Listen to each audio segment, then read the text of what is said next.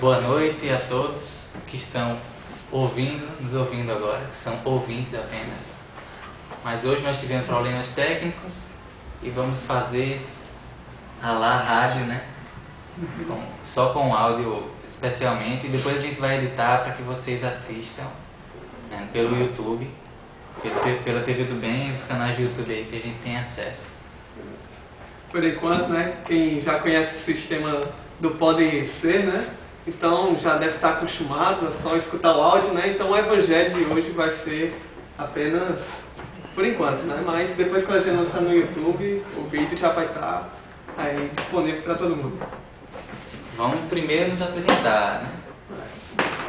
Não porque a gente não quer aparecer, que é rádio hoje não. Nós estamos aqui estreando no Evangelho Online. Meu nome é Ismael Maia, sou evangelizador da Federação e faço parte do Departamento de Comunicação também. Hoje, um pouco mais jovem, em idade apenas física, né? E aqui com o nosso amigo Diego. Diego. Olá, ouvintes. Meu nome é Diego. Eu também sou evangelizador lá na Federação Espírita. Estamos aí nesse trabalho. Evangelizo no primeiro ciclo da juventude. E que Jesus nos abençoe e nos ilumine nesse evangelho, né, Ismael?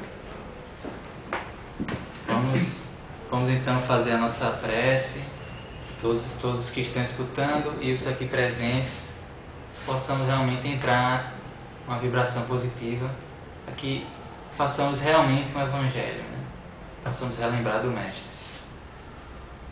Então, querido Jesus, pedimos aqui a Tua presença nos nossos lares, possamos nos fazer merecedores dessa Tua luz. Queremos agradecer aqui a oportunidade de utilizar esses recursos que o Senhor ofereceu ao homem, que deu sabedoria para o homem poder desenvolver. Possamos nos fazer realmente úteis através dessa nova ferramenta. O Senhor ilumine todos que estão nos ouvindo, que possamos entrar nessa vibração e que em cada lar que as nossas vozes puderem alcançar, possamos deixar alguma semente, né, positiva, cultivar a Tua mensagem, que assim seja. Então hoje o tema do Evangelho Online é a paciência. Vocês podem acompanhar, né, através do site, não só pelo áudio, mas nós vamos oferecer algumas telas. Vocês podem acompanhar a leitura. Ou para aqueles que também quiserem acompanhar através do livro, é o capítulo 9, o item 7, a paciência, ditado por um espírito amigo em Rabi, 1862. A dor é uma bênção que Deus envia a seus eleitos. Não vos aflijais, pois, quando sofreres. Antes, bendizei de Deus onipotente, que pela dor neste mundo vos marcou para a glória no céu. Nesse primeiro, a gente já pode comentar, viu, Diego, esse primeiro parágrafo. Traz aí a visão espírita a respeito do sofrimento, né? A visão evangélica, a visão do Cristo, né? O sofrimento aos nossos olhos apenas um martírio, na verdade uma oportunidade, né? Para muita gente é difícil enxergar dessa forma, mas o Espiritismo nos traz essa mensagem consoladora. É verdade, Ismael. À primeira vista, quando a gente observa as coisas do ponto de vista material, a gente se aflige porque não tem uma perspectiva do futuro, não é verdade? Então, diante dessa nossa visão limitada que nós temos temporariamente, acabamos por voltar a nossa visão demais para os aspectos do sofrimento material. Mas o que a doutrina espírita vem nos trazer é uma proposta de maneira que a gente tenha essa visão de que muitas vezes o sofrimento ela pode ser uma bênção. Em que sentido? No sentido do aprendizado, né? No sentido da nossa construção espiritual. Tal como crianças que nós ainda somos espiritualmente, precisamos de alguns puxões de orelha, na verdade. Então, ainda é dessa forma que nós evoluímos, né? Vamos então prosseguir. A próxima tela, vocês podem acompanhar aí. Sede pacientes. A paciência também é uma caridade, e deveis praticar a lei de caridade ensinada pelo Cristo, enviado de Deus. Então, a paciência como caridade, como lei de caridade, é uma visão diferente, né, Diego? Eu acho que, como é que você encara? Por que aparentemente uma coisa meio ilógica, paciência, caridade, coisas diferentes, na verdade tem tanta relação, né? Em que aspecto a paciência é uma caridade para você? Ok. Eu vejo a paciência do ponto de vista da caridade quando a gente está em contato com o outro, né? Primeiramente, para que haja caridade é necessário que haja uma outra pessoa, né, ao nosso lado. E geralmente as relações que nos envolvem são meio tumultuadas, né? Nem sempre a gente tem uma boa relação com a pessoa com quem convivemos, né? A gente observa isso bastante, por exemplo, no lar. Às vezes tem um irmão que não se dá bem com a irmã, os filhos que não se dão bem com os pais. E aí a paciência, ela é uma prova, um verdadeiro desafio ao ser, né? E ao mesmo tempo uma manifestação de caridade. Por quê?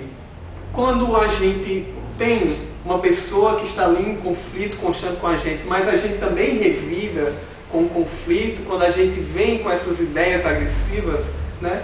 Essas atitudes, elas são nocivas tanto a gente, a nós mesmos, como aquela outra pessoa. A partir do momento em que você estanca esse ciclo, que ele se repete, de agressões que respondem a agressões, então você está contribuindo, né? Isso é uma caridade. Você está fazendo com que esse mal que estava ali constantemente ele cesse. E a paciência é um exercício que todos nós devemos praticar, porque ela vai dar origem a essa parada, né, nesse ciclo de agressões. Pois é, e a gente então pode concluir, perceber por que a gente costumava, e ainda hoje em dia costuma, viver guerreando. Antigamente de forma armada, né, na antiguidade, nas guerras mais famosas, né, se uma das partes pudesse exercer essa lei de caridade, ser paciente com o outro, entender, compreender, acho que essa lei de caridade também passa por uma atitude de compreensão, né? O paciente é aquele que enxerga no outro uma criatura em evolução, assim como ele, que precisa de compreensão, precisa de um exemplo, né? De uma atitude de exemplo que vale muito mais do que palavras, conselhos, revistas. Né? É verdade, Ismael. Você tocou num ponto bastante interessante. A gente tem esse aspecto da família, que é uma realidade que está mais próxima da gente, mas quando a gente volta o nosso olhar para uma perspectiva mais ampla, essa perspectiva das relações do povo com outros povos, a gente percebe que muito mal poderia ter sido evitado na Terra ao longo das histórias se nós tivéssemos exercitado mais a paciência, não é verdade? E como o Haroldo fala, né, mudam os cenários e continuam os personagens. Então, que a gente não enxergue isso como algo longe da gente, né? Assim como parte da nossa história também, como personagens. Vamos prosseguir. A caridade que consiste na esmola dada aos pobres é a mais fácil de todas. Outra há, porém, muito mais penosa e, consequentemente, muito mais meritória, a de perdoarmos aos que Deus colocou em nosso caminho para serem instrumentos do nosso sofrer, e para nos porem à prova a paciência. Tem uma atitude dentro das filosofias orientais que eu admiro muito, que eu não sei qual é a corrente religiosa que costuma exercer essa prática, mas é a de quando a pessoa se sente assim atingida, né, na sua ira por outra pessoa, ao perceber aquele momento de raiva, ele agradece a pessoa que provocou aquilo por ter detectado nele uma falha. Isso eu acho que assim, é uma prática que demonstra uma evolução, né? Uma evolução grande, né? Já uma compreensão, uma visão diferente, né?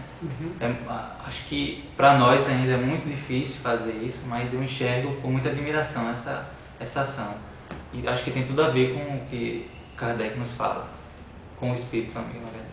É verdade, e se a gente for observar, é uma mensagem bastante rica.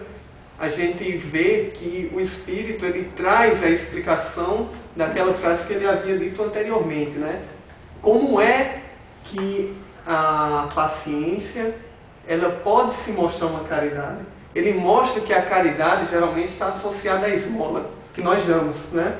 Então muita gente se preocupa, eu tenho que ser uma pessoa caridosa, né? Por exemplo, ver uma pessoa que vem, isso foi até motivo de discussão alguns dias atrás entre os amigos, né? Por exemplo, quando uma pessoa vem e te pede esmola no ônibus, né? Aí você fica, será que eu dou, será que eu não dou essa esmola? A gente se prende demais ao aspecto físico, ao aspecto de você ter que dar o seu dinheiro, né? E a caridade, ela pode estar atrelada a outras questões, né? Que a gente não percebe. E o perdão é uma maneira prática de como nós podemos demonstrar nossa caridade, como nós podemos ser pessoas caridosas, e ao mesmo tempo é uma prática da paciência, é um exercício que nos faz tornar pessoas mais pacientes. Então o perdão é sem dúvida um grande benefício, não apenas para a pessoa que nos agrediu, que nos ofendeu, como também para nós mesmos. Mas tem um aspecto, tem uma história muito interessante, que é do Mahatma Gandhi, né? Certa vez ele havia sido preso e depois de vários anos na prisão, a repórter veio para ele e perguntou: Gandhi, depois de tantos anos, depois de tanto sofrimento, você perdoa as pessoas que fizeram isso com você? Ele disse: não, eu não perdoo.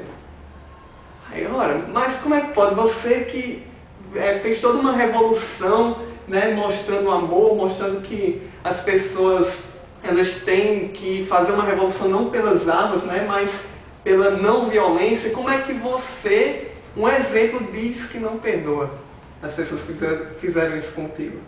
Então ele respondeu: eu não perdoo porque eu nunca me senti ofendido com elas. Então quem dera um dia a gente poder chegar ao nível da gente sequer se sentir ofendido. Então eu acho que aí é o ponto máximo da paciência, quando a gente um dia chegar a atingir, na verdade. Verdade. É a paciência dos seres mais humanizados, né? É uma história. Vamos prosseguir então. Vocês já podem visualizar o próximo quadro. A vida é difícil, bem eu sei. Preste atenção, que eu gostei desse verso aí. A vida é difícil, bem eu sei. Compõe-se de mil nadas, que são outras tantas picadas de alfinetes, mas que acabam por ferir. E aí, Diego, será que a gente entendeu? Eu vou ler de novo para só absorver. A vida é difícil, bem eu sei. Por que a vida é difícil? A gente se vê num ambiente que tem tanto a nos oferecer para o outro sentido, né? Para o sentido das paixões terrenas. Às vezes a gente, quando está começando a se envolver nessa vibração positiva, a gente se sente como se estivesse nadando contra a corrente, não é verdade? Então a vida é difícil, bem eu sei, já dizia o Espírito amigo.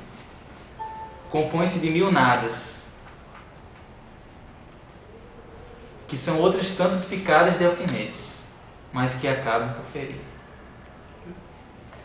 Bom, a gente vê aqui que ele está falando da maneira como é que a gente encara a vida, né?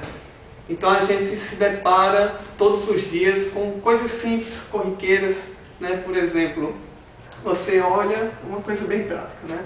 Principalmente com quem mora fora de casa, né? Divide em um apartamento com outras pessoas, né? Os estudantes vão entender essa. Então você pega, está lá no seu apartamento, comeu sua comida, sujou o prato e não lavou. Ok. Primeira vista, você olha assim, uma coisa simples, né?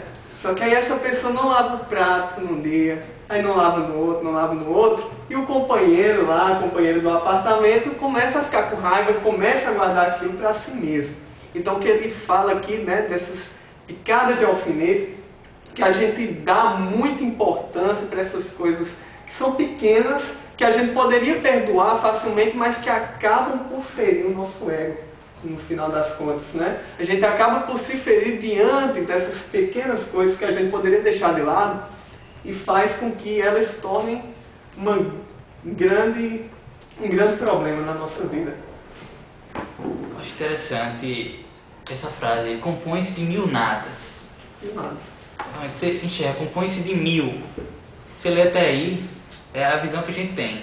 A gente enxerga pela quantidade. Então, nossa, aquele rapaz, ele fez tanta coisa ruim comigo, tanta coisa, um acúmulo de várias coisas, mas enxergue cada uma delas separadamente, você vai ver que não significa absolutamente nada. Cada uma individualizada não significa nada. Na verdade, não teria motivo se você enxergar cada uma de ofensa alguma. Então, compõe-se de mil nadas, que são aquelas picadas de alfinete que a gente sente, mas que acabam por ferir porque os nossos olhos ainda não enxergam que são nadas. Vamos fazer um breve intervalo de 1 minuto, 2 minutos, né? E depois nós voltaremos para continuar com a mensagem. Ok, pessoal? Fiquem por aí. Pronto, amigos, vamos voltar. Para aqueles que estão chegando agora, não se assustem. Não saiam da tela, realmente nós não estamos com vídeo hoje, até agradável para aqueles que não vão nos ver, né? Nosso Senhor aqui, ele e eu. Mas hoje nós tivemos alguns problemas técnicos e estamos fazendo só um áudio, mas atendendo, né, o compromisso de sempre estar trazendo semanalmente para vocês o Evangelho Online, não deixamos de fazer mesmo com esse problema. Depois nós vamos disponibilizar o vídeo com o áudio juntos no YouTube, no canal da TV do Bem. Então fique ligado aí, fique conosco. Nós vamos terminar a mensagem do capítulo 9, item 7 do Evangelho segundo o Espiritismo, o item referente à paciência. Vamos continuando então no terceiro parágrafo, é isso? Terceiro parágrafo, já no meio do terceiro parágrafo. Se, porém, atentarmos nos deveres que nos são impostos, nas consolações e compensações que, por outro lado, recebemos, havemos de reconhecer que são as bênçãos muito mais numerosas do que as dores. Isso é uma verdade, né, Diego? A gente, às vezes, reclama muito dos nossos problemas, dos nossos sofrimentos, mas a gente não percebe o nível de proteção e quantas mais bênçãos acontecem conosco do que coisas ruins, né? Do que coisas... E ao enxergar também que as coisas ruins, os problemas, são na verdade também oportunidades, então por que visualizar a vida como um martírio, né? E qual é o motivo que a gente tem para isso? Nenhum, né? Ele tira tudo que a gente poderia ter de motivo aí, de se desmotivar.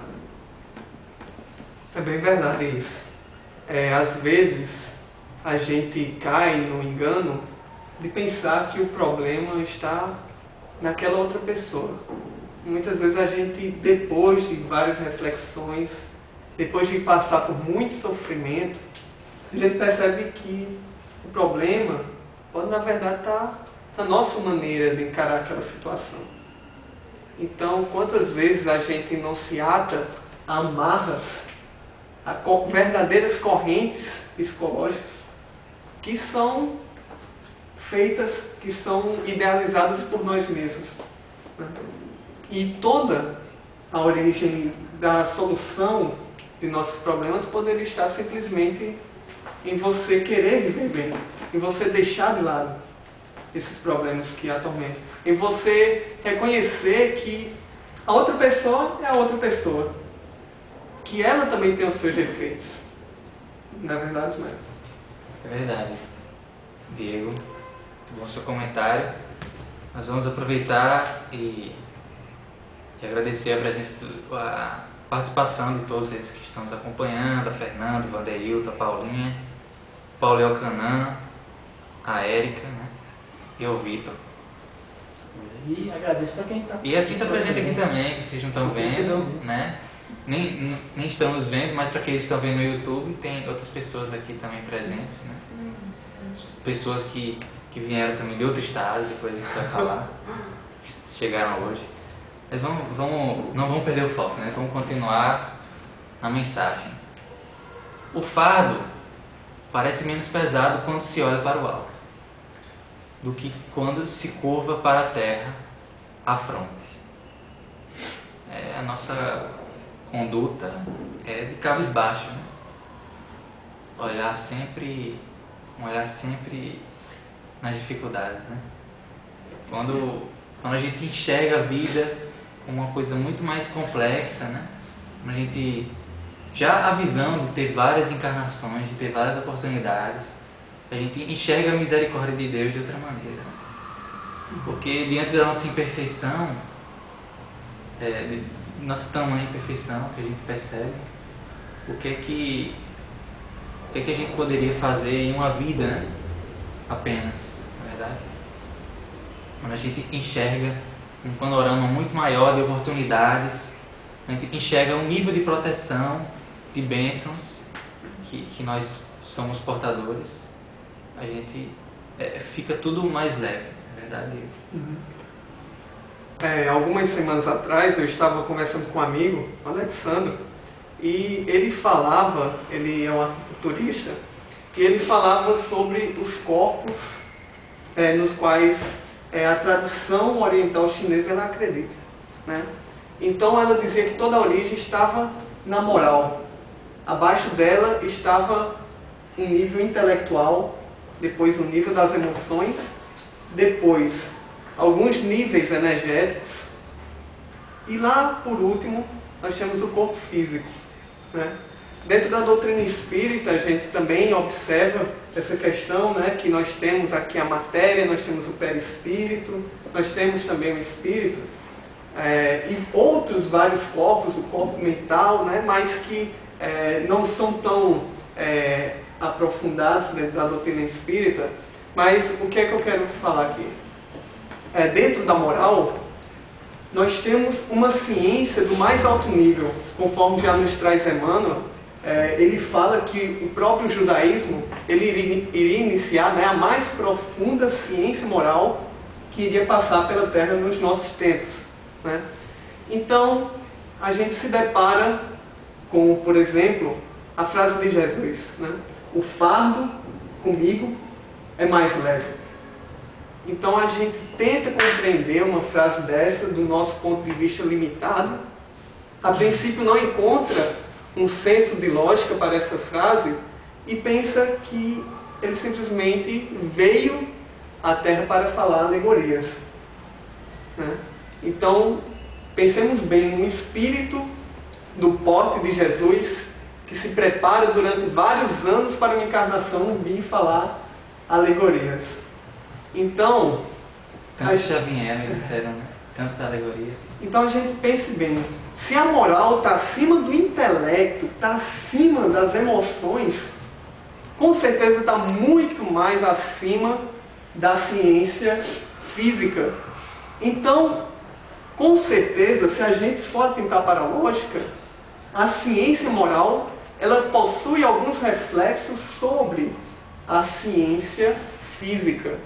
E a Anete Guimarães, na palestra O Fardo com Jesus é Mais Leve, ela vai contar uma história bastante interessante em que ela foi desafiada a explicar cientificamente essa frase. Então, quem está aí na internet, a gente vai mandar um link, eu vou repetir, né? O nome da palestra é O Fardo com Jesus é Mais Leve, de Anete Guimarães. E ela mostra como o nosso próprio corpo, ele responde de maneira, quando você eleva seus pensamentos a sentimentos bondosos, quando você exercita a caridade, a empatia, né? Aquele sentimento de se pôr no lugar do próximo, o seu próprio corpo, ele vai responder de maneira que as suas dores sejam amenizadas. Então não importa se uma pessoa está carregando, por exemplo, 50 vestes sobre si, quando ela tem um pensamento em Cristo, quando ela tem um pensamento mais elevado, então ela está bem consigo mesma. As suas dores são de fato amenizadas e ela vai falar do ponto de vista fisiológico. É bastante interessante essa palestra. É verdade, a gente vai disponibilizar aí, né?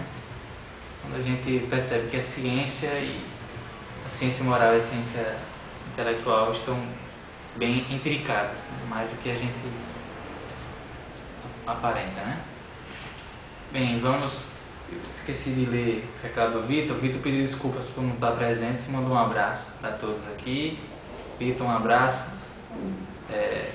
Nós vamos já se encaminhando para o final, mas nós queremos agradecer a oportunidade de estar passando essa mensagem, né, de estar passando e recebendo, com certeza a gente já sente as vibrações das pessoas que estão nos assistindo, pessoas às vezes que não estão nem aqui na Paraíba, com o pessoal que está lá em Recife, né?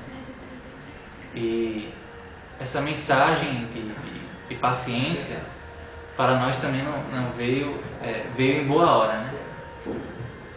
Nessas semanas de organização do EGEP, que nós vamos inclusive reforçar aqui o convite. As inscrições já terminaram, mas para todos que quiserem conhecer os nossos vídeos e o movimento do encontro, nós estamos divulgando nos nossos portais de Face e do site da Federação. Vamos... Diego, você quer dar algumas palavras para encerrar? Pronto, então, só para encerrar os meus comentários acerca dessa passagem, esse capítulo do Evangelho, capítulo 9, Allan Kardec, no Evangelho segundo o Espiritismo, sempre inicia cada capítulo com algumas passagens do Evangelho. E dentre elas, nós temos aqui as bem-aventuranças. E é bastante interessante essa passagem, porque a gente, a princípio, quando vem, né, uma frase, bem-aventurados os aflitos, porque serão consolados, a gente pensa, será que Jesus queria que a gente fosse masoquista? Né? Será que Jesus queria que a gente viesse à Terra apenas para sofrer? Né? Aí, bem-aventurados os pobres, ele vai tecendo vários comentários, né? E aí a gente olha para o homem ali com seus cabelos grandes, falando bem-aventurados, bem-aventurados. Por que será que Jesus, o que ele queria falar com aquelas palavras, né? E aí não era por acaso que ele falava bem-aventurados.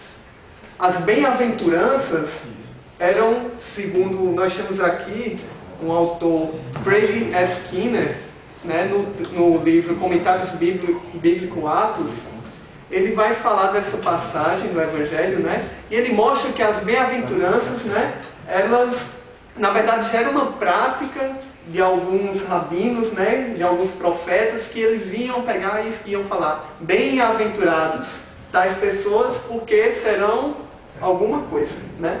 Então isso aí, segundo a literatura, já existia. Jesus segue esse molde. Agora, as bem-aventuranças em todo o Antigo Testamento, aliás, eu não sei afirmar se em todo, mas geralmente eram associadas às pessoas, por exemplo, de maior aquisição financeira, aos poderosos, às pessoas que já nasceram naquelas condições mais favoráveis. E aí, de repente, vem um homem culto, né, com profundos ensinamentos, profundo conhecimento das leis judaicas, um homem que todos consideravam como Messias. E aí um homem desse porte vem, se dirige pela primeira vez àquele povo, àquela massa sofredora e diz que eles são bem-aventurados. Então imaginem o impacto psicológico sobre essas pessoas que até então eram apenas menosprezadas. Porque se acreditavam que apenas os ricos é que iriam herdar o reino dos céus. Então vem uma pessoa para dizer: olha, não é por conta de suas riquezas que vocês alçarão ao reino dos céus. Não é por conta disso. Mas acima de tudo, por conta dos valores que vocês agregaram ao próprio Espírito. E sem dúvida nenhuma, a paciência é uma dessas grandes virtudes que um dia nós iremos alcançar e que um dia, finalmente, a gente vai poder pôr em prática. Meus amigos, deem uma lida, a gente fez um resumo, passou por alguns aspectos desse tema. É impossível, né, a gente em poucos momentos falar tudo sobre paciência, né? Tem tantos aspectos. A paciência para com o próximo é diferente da paciência consigo mesmo, que a gente tem que cultivar também, né? Paciência com as suas imperfeições e com o seu momento, né? A paciência em compreender, né, o seu momento espiritual e não entrar numa sensação de culpa, né? Um sentimento de culpa que tantas vezes, por momentos, nós somos pegos, né? Então, é para despertar, né, esse interesse, para que a gente dê valor a esse livro de estudos da moralidade do Novo Testamento, que é o Evangelho segundo o Espiritismo, né? Tanto nos tem a contribuir. Vamos trazer agora, para encerrar o nosso momento aqui de Evangelho Online, nossa estreia em áudio, né? O nosso amigo Ramon, que veio de Belo Horizonte nos visitar, conhecer o movimento aqui. E ele é um músico, né? Inclusive tem um CD que nós vamos divulgar. Vamos mostrar aqui, vocês não estão vendo no momento, depois vocês vão ver no YouTube. É o CD do grupo Asas, Simples. Aqui o nosso amigo vai tocar pra gente uma música. Bom, nós estamos com esse trabalho do Grupo Asas, já tem uns 2 anos, junto às mocidades de Belo Horizonte. A gente chegou hoje, tivemos a oportunidade de conhecer os meninos em Belo Horizonte no seminário, há um mês e meio atrás. E eu gostaria de tocar, não uma música do nosso CD, mas uma música de uma pessoa que eu admiro muito no movimento da música espírita, que chama Willy de Barros. Ele canta uma música, ele tem a música chamada Quando Penso em Jesus, que é uma música que seria interessante de nós passarmos aos nossos amigos, né, que traz uma reflexão muito grande, é uma música que toca muito fundo para aqueles que acreditam e aqueles que pensam em Jesus.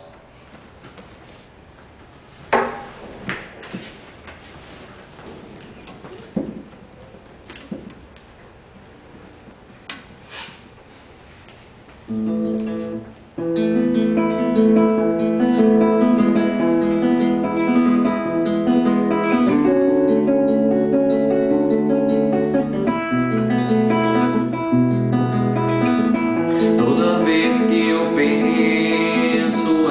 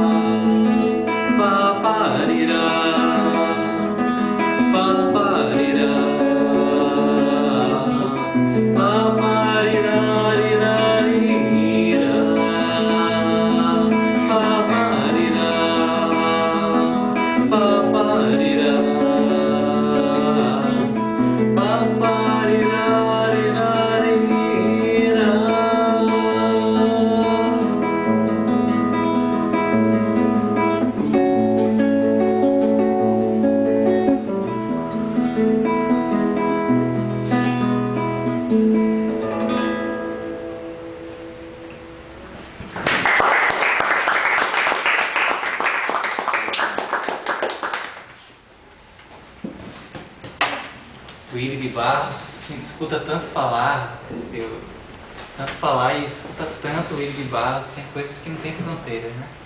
Então, eu acordo, o Willy de Barros é escutado no Brasil inteiro. Vamos continuar um momento musical aqui para encerrar.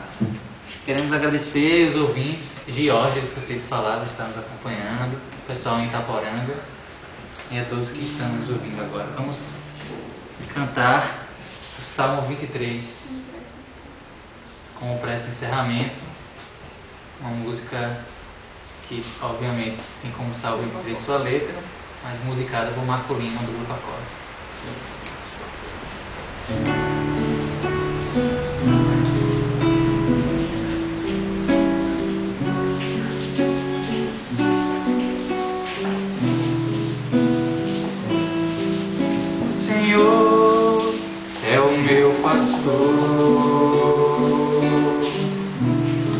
Ele não me faltará.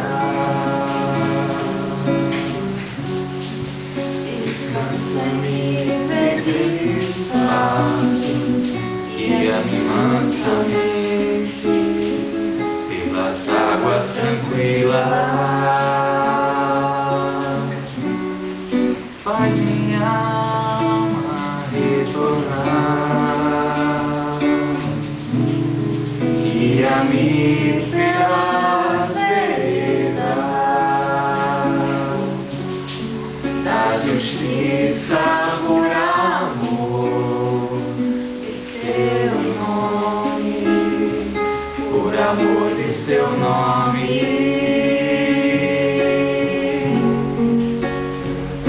Ainda que eu andasse pelo vale da morte, não temeria mal nenhum, porque tu estás comigo, o teu bastão e o teu cajado me confortam.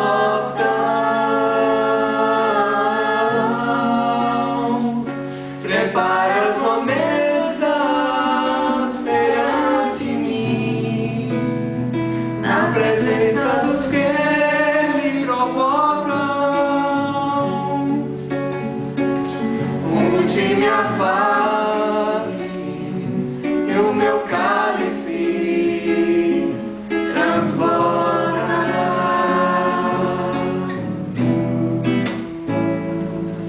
Certamente que a bondade e a benevolência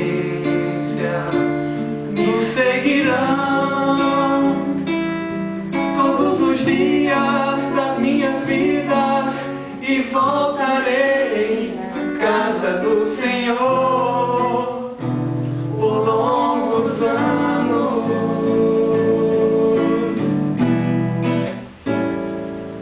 Certamente que a bondade e a benevolência me seguirão todos os dias das minhas vidas, e voltarei à casa do Senhor por longos anos.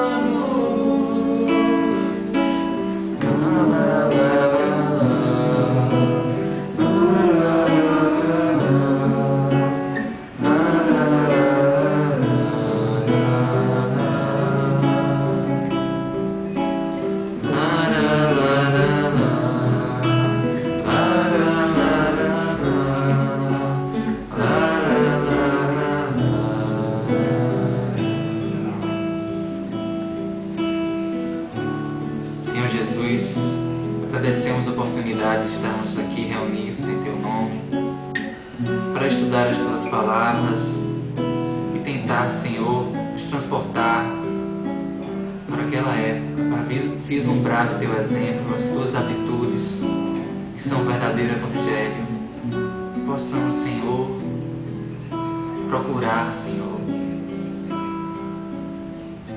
os Teus ensinamentos, Teu verdadeiro amor, Tua verdadeira intenção. Possamos não nos ater apenas em palavras e fazer dos Teus exemplos atitudes na nossa vida. te oramos, te agradecemos.